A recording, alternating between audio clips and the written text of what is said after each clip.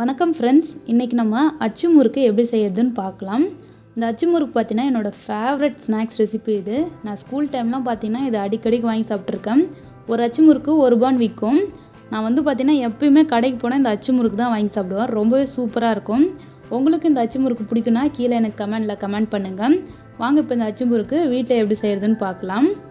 இந்த அச்சு முறுக்கு செய்கிறதுக்கு ஃபஸ்ட்டு தேங்காய் பால் ரெடி பண்ணிக்கலாம். அதுக்கு பார்த்திங்கன்னா நான் ஒரு அரை தேங்காய் கட் பண்ணி எடுத்துருக்கேன். இதோட ஒரு 2 ஏலக்காய் சேர்த்து இதில் தண்ணி விட்டு அரைச்சி தேங்காய் பால் ரெடி பண்ணி எடுத்துக்கலாம். இப்போ ஒரு பவுலில் ஒரு முட்டை எடுத்துருக்கேன். இந்த முட்டையை உடச்சி ஊற்றிக்கலாம்.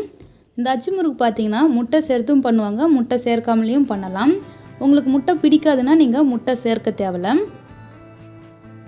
ஒரு முட்டையை உடச்சி ஊற்றிட்டு இது கூட ஒரு 1/4 கப் அளவு சர்க்கரை எடுத்திருக்கேன். இதை சேர்த்து இதை நல்லா கரைச்சிக்கலாம். நான் 1 கப் அளவு அரிசி மாவுக்கு 1/4 கப் அளவு சர்க்கரை சேர்க்குறேன். உங்களுக்கு இனிப்பு இன்னும் தேவைப்பட்டதுன்னா நீங்கள் சர்க்கரை சேர்த்துக்கலாம். இந்த சர்க்கரையை முட்டையோடு சேர்த்து நல்லா கரையிற வரைக்கும் பீட் பண்ணிக்கலாம். இப்போ சர்க்கரை நல்லா கரைஞ்சிடுச்சு. இதோட நம்ம மாவு சேர்த்துக்கலாம். 1 கப் அளவு அரிசி மாவு எடுத்திருக்கேன். அந்த அரிசி மாவு சேர்த்துக்கலாம். இது கூடவே 1/4 கப் அளவு மைதா எடுத்திருக்கேன். இதையும் சேர்த்துட்டு ஒரு பிஞ்ச் அளவு உப்பு சேர்த்துக்கலாம். லைட்டாக உப்பு சேர்த்துக்குங்க, கொஞ்சம் டேஸ்ட் எடுத்து கொடுக்கும். இதோட நம்ம ரெடி பண்ணி வச்சுருக்க தேங்காய் பால் சேர்த்துக்கலாம்.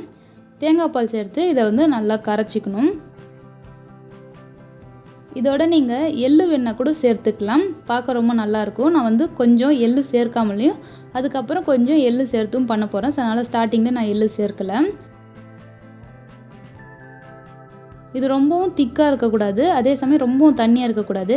இது மாதிரி கையில் மாவு ஒட்டுற மாதிரி மாவு கரைச்சி எடுத்துக்கங்க. இப்போ இந்த மாவு ரெடி ஆயிடுச்சு.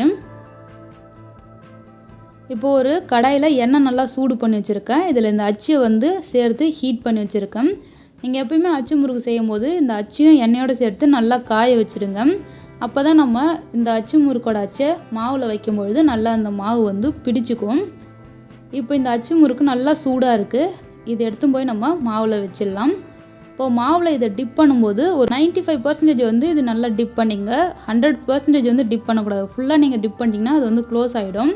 ஸோ அதனால் ஒரு 90% 95% அதை டிப் பண்ணி எடுத்து எண்ணெயில் சேர்த்துடுங்க.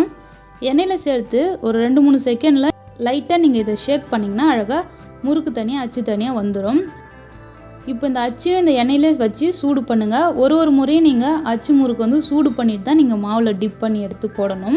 இந்த அச்சு முறுக்கை லோ ஃப்ளேம்லேயே வச்சு நல்லா குக் பண்ணுங்கள். ரொம்பவே சூப்பராக இருக்கும் இது.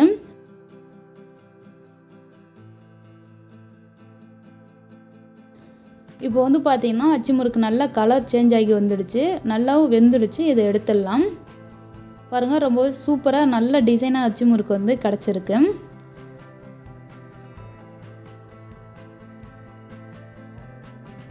இப்போ நான் இன்னொன்று பண்ணுறேன் பாருங்கள்.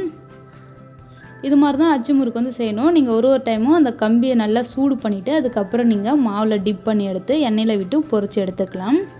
அவ்வளோதான், ரொம்பவே சூப்பரான ஒரு ஸ்நாக்ஸ் ரெசிபி ரெடி ஆகிடுச்சு. கண்டிப்பாக நீங்கள் இது உங்கள் வீட்டில் ட்ரை பண்ணிவிட்டு எப்படி இருந்துன்னு உங்கள் ஃபீட்பேக் எனக்கு கீழே கமெண்ட் பண்ணுங்கள். இந்த வீடியோ பிடிச்சிருந்ததுன்னா லைக் பண்ணுங்கள், ஷேர் பண்ணுங்கள். இது வரைக்கும் நம்ம சேனலை சப்ஸ்கிரைப் பண்ணலாம், சப்ஸ்கிரைப் பண்ணிக்கோங்க. தேங்க்யூ ஃபார் வாட்சிங்.